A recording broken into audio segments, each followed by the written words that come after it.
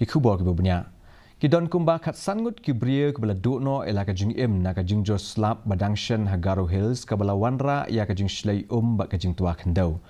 Menteri Ketnat Revenue and Disaster Management uba Kermen Shela ula pentim bagla don khat sangut ki bala Khlad no bat ki don baro aspa asapun riu tuli ki shnong ki bala syakta akeleng ki benta jong gejala ha ka jingjo slap ka badangshan ka bala kta ya kumba riu lak san phuwe heja prapulai ngut ki nong shong shnong bat riu spa riu pusan teli ki yengsa.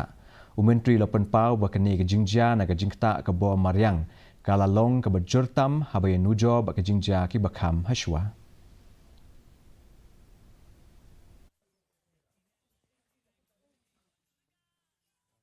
At my tenure, I've seen that this maybe I can say is one of the worst situation that we face in Garo Hills region.